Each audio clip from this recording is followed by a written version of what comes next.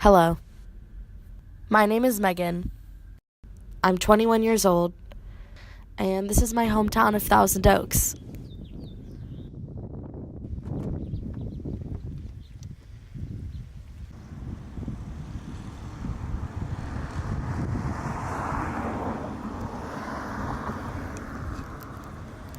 This is where I went to high school.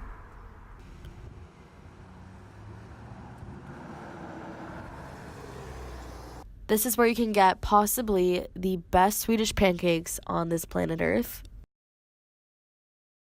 And this is where my perception of public safety changed forever.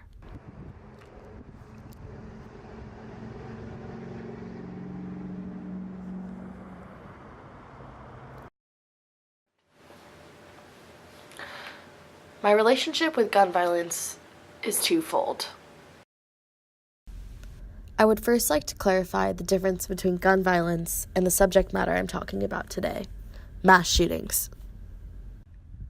As you can see from the Everytown Research website, gun violence is an umbrella term, reducing this multifaceted, highly complex, and tragic epidemic to one monotonous, all-encompassing category.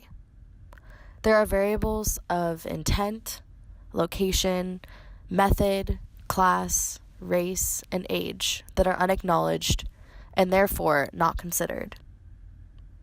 This issue far extends the lengths through which I'm trying to grapple and understand one specific element.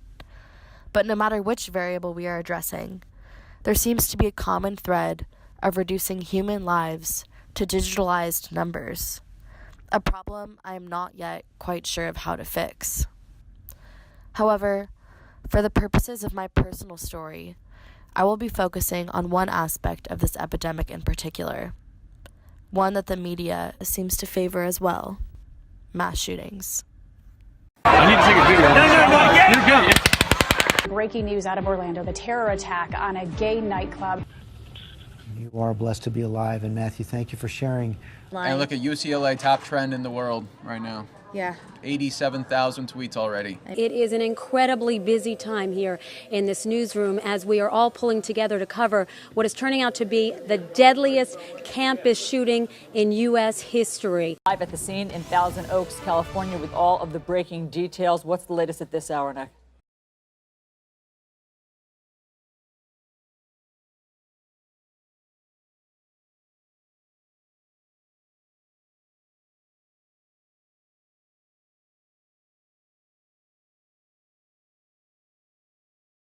See what you look like? Yeah. Okay. Smile.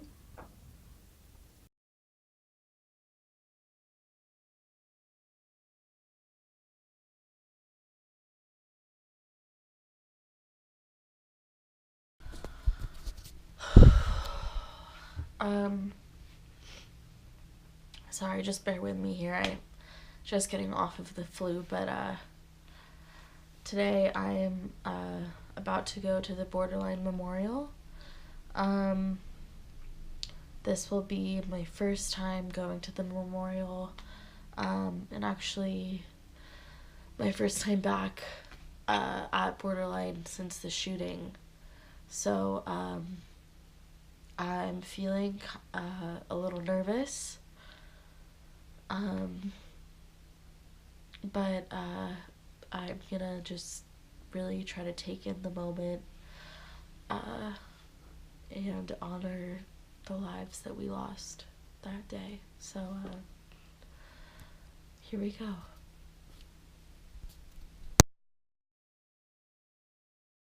So my phone, I think I was too horrified, but my phone just said arrived at Borderline. Cheers. So I'm just sitting in the car. I'm like a little shaky right now, but I think I'm gonna go. Yeah, I'm kind of shaking the camera a little. I think I'm gonna go in soon.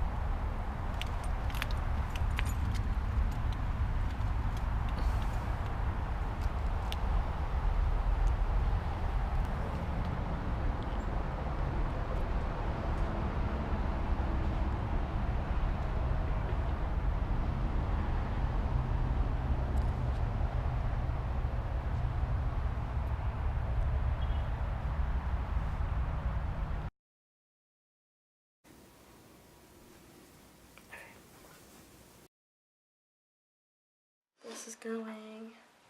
Okay, this is going.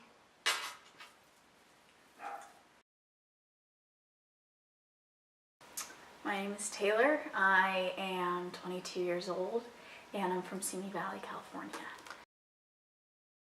Please state your relationship to Borderline, like how long you worked there and what you did there. Yeah, I've been going there since I was 18, and I loved it. I loved line dancing. I learned a lot, and I figured might as well do something with it, so I became a promoter. I've been a promoter for almost 3 years now. Since we're not doing it at Borderline right now, I'm still doing it at Candy Club. You'd be surprised the amount of people that were so hesitant that became complete regulars just with a little twisting of the arm for them to just try it. Mm-hmm. And that was kind of my job, was to try to get as many people to go into Borderline as possible every night and just pack the place basically. Mm. Everyone just made you feel so welcome and like everyone's so welcoming, and working with the people that I did was awesome. Like I don't think you could get any luckier to work with those amazing people, to be honest. Yeah.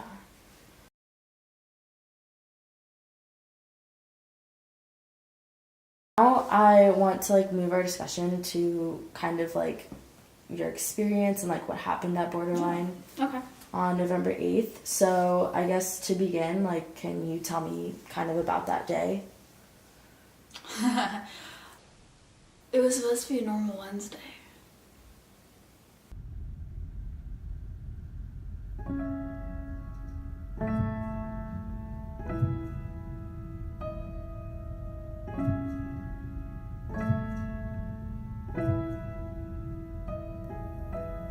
Come on, skinny love, just last the year.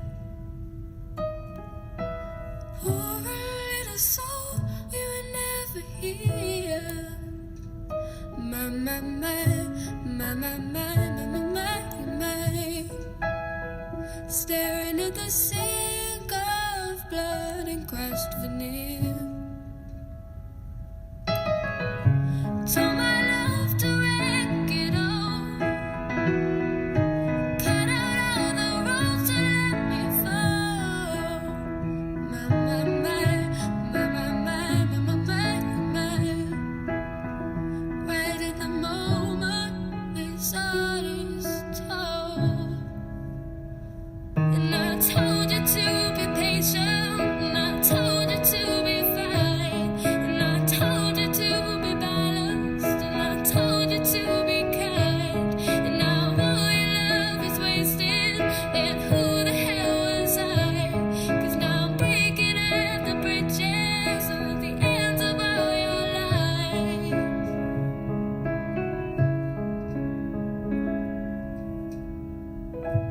Who will love you? Who will fight? And who will fall far behind?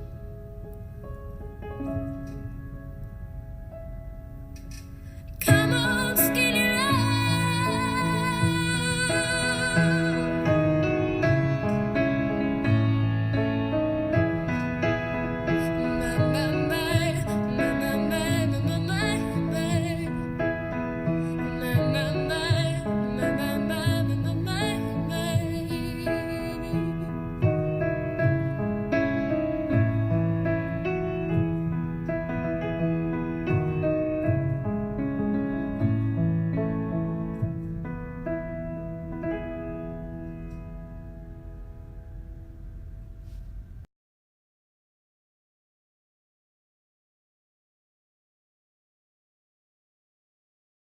I think that's probably what keeps us all strong together even today, is just the family that we created and the community that we created. It's not like any other community. It's really strong, and it's it's your extended family. It's the people that you want to see after a long day of work. And it's the people that you want to hang out with on the weekend. It's the people that you want to go to dinner with, the people you want to talk to your problems with. You know, it was your family. It still is. It's stronger now for sure, but I mean, it's family. Mm-hmm. Yeah. Just introduce myself. Yes. I'm related to. Yeah, your husband. I'm Karen Helis, and I'm the wife of Sergeant Ron Helis, who passed away in the borderline shooting. He was the officer that went into the building to try to save lives that night on November 7th, 2018. And just wanted to express just how much this has been so tragic, but the community has really come together. And the Sheriff's Department has been such an amazing support to all of us, and with liaisons and just everyone, and the community has really come together through this tragedy. So it's helped the healing process.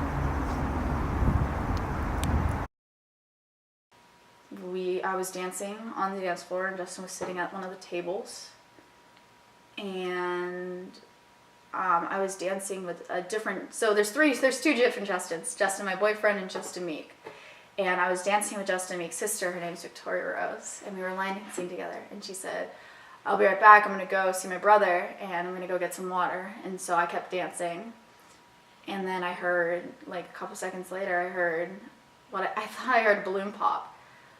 Multiple, and I was kind of confused because as a promoter we do all the decorating for the events and we help set up for the events, and I was kind of confused because I was thinking, we're not having an event tonight, there are no balloons in Borderline right now.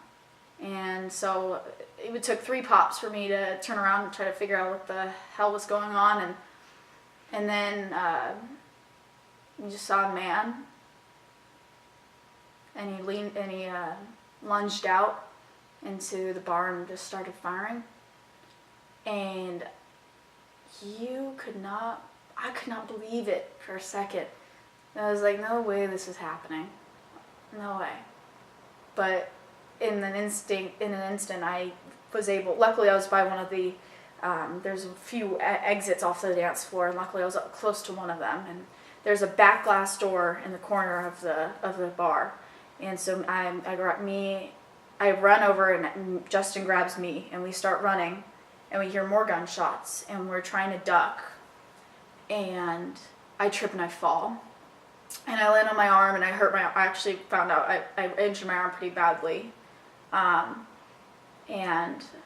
I was trying to get up, I remember looking at my boyfriend, who's fell too, and he was closer to where the kitchen is, into the back area, and I remember looking at him and him looking at me, and it was quiet, and all of a sudden a rush of people came, and I couldn't get up. I thought I was gonna die, because if I wasn't gonna die from some man shooting me, I was gonna die from being trampled to death.